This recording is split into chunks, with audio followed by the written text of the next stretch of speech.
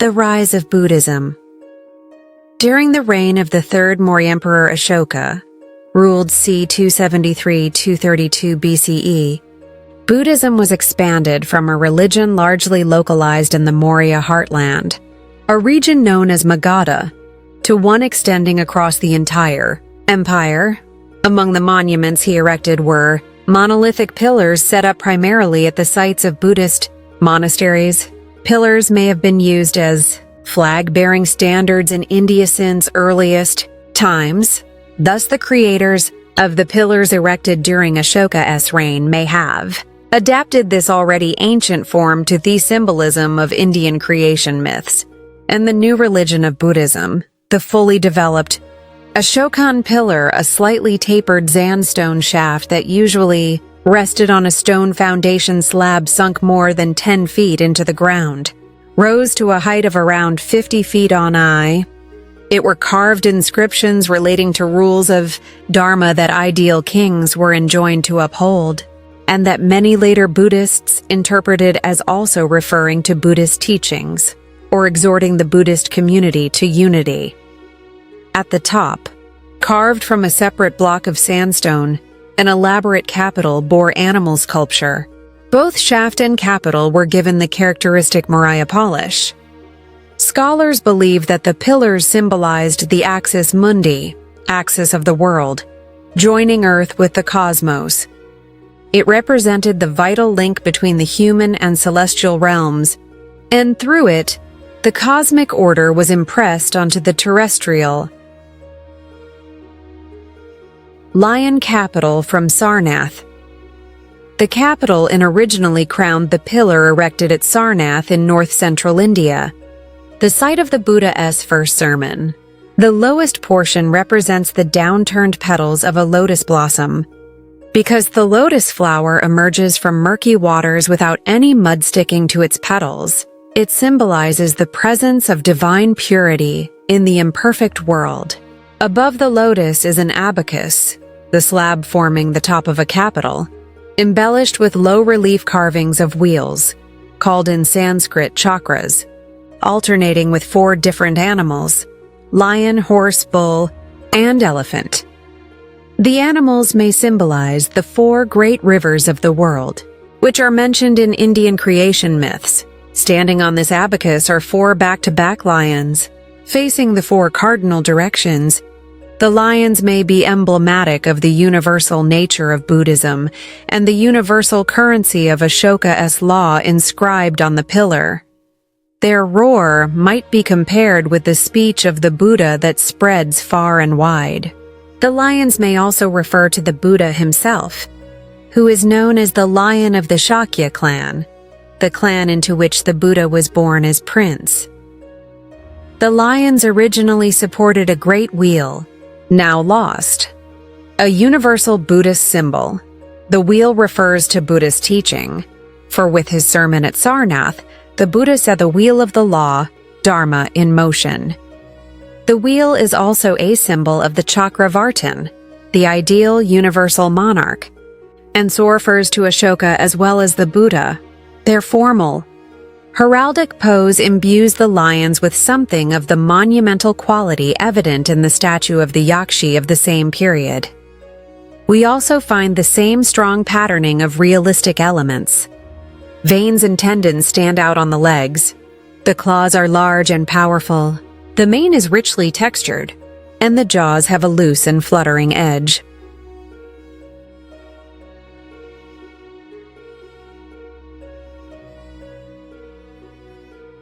The period of the Shungas and Dirlyendras. With the demise of the Maurya Empire, India returned to rule by regional dynasties. Between the 2nd century BCE and the early 1st century CE, 2 of the most important of these dynasties were the Shunga dynasty, 185–72 BCE, in central India, and the Andhra dynasty, 72 BCE 3rd century CE, who initially ruled in central India and after the 1st century in the south. During this period, some of the most magnificent early Buddhist structures were created.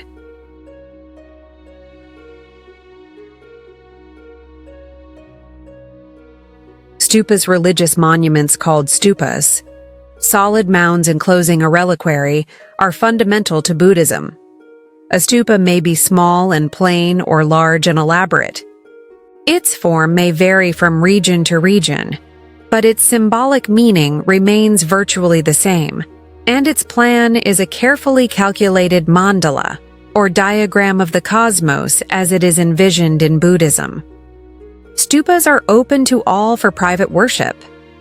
The first stupas were constructed to house the Buddhist's remains after his cremation. According to tradition, the relics were divided into 8 portions and placed in 8 reliquaries. Each reliquary was then encased in its own burial mound, called a stupa. Since the early stupas held actual remains of the Buddha, they were venerated as his body and, by extension, his enlightenment and attainment of nirvana, liberation from rebirth. The method of veneration was, and still is, to circumambulate, or walk around, the stupa in a clockwise direction. In the mid-3rd century BCE, King Ashoka is said to have opened the original 8 stupas and divided their relics among many more stupas, probably including the Great Stupa at Sanchi. The Great Stupa at Sanchi. Probably no early Buddhist structure is more famous than the Great Stupa at Sanchi in central India. In its original form, probably dating to the time of Ashoka, the Great Stupa was part of a large monastery complex crowning a hill. During the mid-2nd century BCE, it was enlarged to its present size, and the surrounding stone railing was constructed. About 100 years later, elaborately carved stone gateways were added to the railing. The Great Stupa at Sanchi is a representative of the early Central Indian type. Its solid hemispherical dome was built up from rubble and dirt, faced with dressed stone, then covered with a shining white plaster made from lime and powdered seashells. The dome, echoing the arc of the sky, sits on a raised base. Around the perimeter is a walkway enclosed by a railing. An elevated walkway is approached by a staircase on the south side. As is often true in religious architecture, the railing provides a physical and symbolic boundary between an inner, sacred area and the outer, profane world. On top of the dome, another stone railing, square in shape, defines the abode of the gods atop the cosmic mountain. It encloses the top of a mast bearing 3 stone discs, or umbrellas, of decreasing size. These discs have been interpreted in various ways. They may correspond to the 3 jewels of Buddhism: the Buddha, the law, and the monastic order, and they may also refer to the Buddhist concept of the 3 realms of existence: desire, form, and formlessness.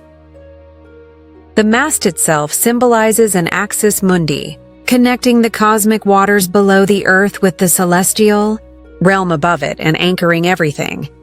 In its proper place, a 10-foot-tall stone railing demarcates a circumambulatory path at ground level. Carved with octagonal uprights and lens-shaped crossbars, it probably simulates the wooden railings of the time. This design pervaded early Indian art, appearing in relief sculpture and as architectural ornament. 4 stone gateways or dharanas punctuate the railing. Aligned with the 4 cardinal directions, the gateways symbolize the Buddhist cosmos. An inscription on the south gateway indicates that it was provided by ivory carvers from the nearby town of Vidisha, while another inscription, also on the south gateway, specifies a gift during the reign of King Satakarni of the Andhra dynasty, providing the 1st century BCE date for the gateways. The only elements of the Great Stupa at Sanchi to be ornamented with sculpture, the gateways rise to a height of 35 feet.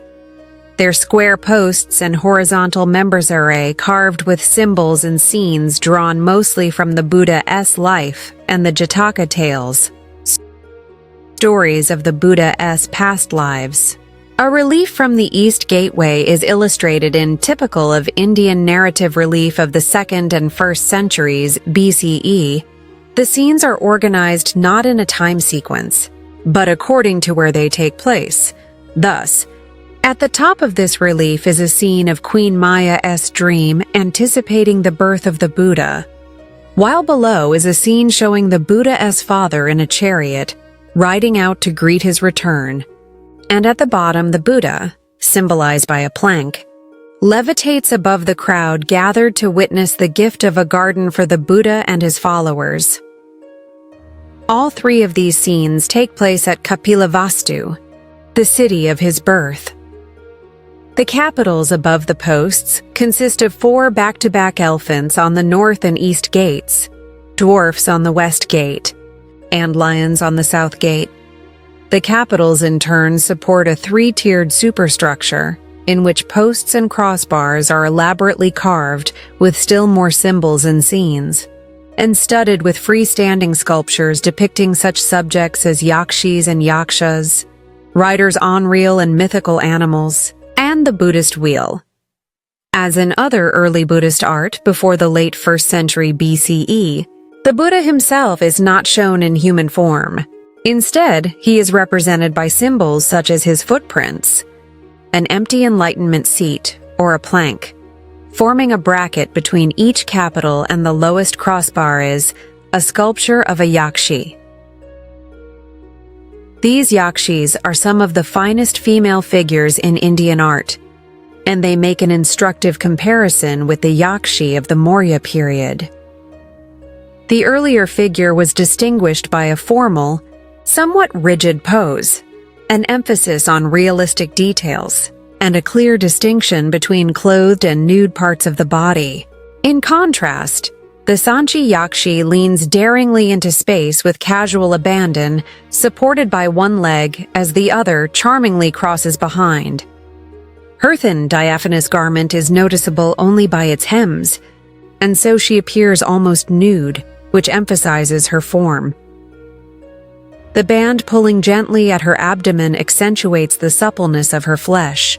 The swelling, arching curves of her body evoke this deity as procreative and bountiful essence. As the personification of the waters, she is the source of life. Here she symbolizes the sap of the tree, which flowers at her touch. The profusion of designs, symbols, scenes, and figures carved on all sides of the gateways to the Great Stupa not only relates the history and lore of Buddhism. Buddhist rock-cut halls from ancient times. Caves have been considered hallowed places in India, for they were frequently the abode of holy men and ascetics.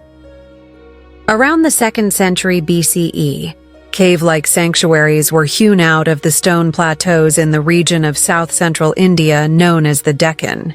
Made for the use of Buddhist monks, the sanctuaries were carved from top to bottom like great pieces of sculpture, with all details completely finished in stone. To enter one of these remarkable halls is to feel transported to an otherworldly, sacred space, the atmosphere created by the dark recess and dicho that magnifies, the smallest sound combined to promote a state of heightened awareness. The Chaitya Hall at Karli, the monastic community, had 2 types of rock-cut halls. One was the vihara, used for the monks' living quarters, and the other was the chaitya, sanctuary, which usually enshrined a stupa. A chaitya hall at Karla, dating from the 1st century BCE to the 1st century CE, is one of the largest and most fully developed examples of these early Buddhist works. At the entrance, columns once supported a balcony, in front of which a pair of Ashokan-type pillars stood. The walls of the vestibule are carved in relief with rows of small balcony railings and arched windows, simulating the facade of a great multi-storied palace. At the base of the side walls, enormous statues of elephants seem to be supporting the entire structure on their backs. Dominating the upper portion of the main facade is a large horseshoe-shaped opening, which provides the hall's main source of light. The window was originally fitted with a carved wood screen, some of which remains, that filtered the light streaming inside. 3 entrances pierce the main facade. Flanking the entrances are sculpted panels of Mithuna couples, amorous male and female figures that evoke the harmony and fertility of life, and suggest the devotion with which the worshipper should confront the Buddha represented by the stupa inside. The interior hall, 123 feet long, has a 46-foot-high ceiling carved in the form of a barrel vault ornamented with arching wooden ribs. Both the interior and exterior of the hall were once brightly painted. Pillars demarcate a pathway for circumambulation around the stupa in the apse at the far end. The side aisles are separated from the main aisle by closely spaced columns whose bases resemble a large pot set on a step pyramid of planks. From this pot-like form rises a massive octagonal shaft. Crowning the shaft, a bell-shaped lotus capital supports an inverted pyramid of planks, which serves in turn as a platform for sculpture. The statues depict pairs of kneeling elephants, each bearing a Mithuna couple. These figures, the only sculpture within this austere hall, may represent the nobility coming to pay homage at the temple. The pillars around the apse are plain, and the stupa is simple. A railing motif ornaments the base. The dome was once topped with wooden umbrella discs, only one of which remains. As with nearly everything in the cave, the stupa is carved from the cliff-S rock. Like the stupa at Sanchi, the sculptural decoration is restricted to the entranceway. This stupa, however, could not contain the Buddha-S relics because it is solid rock. Likely it was worshipped as if it did.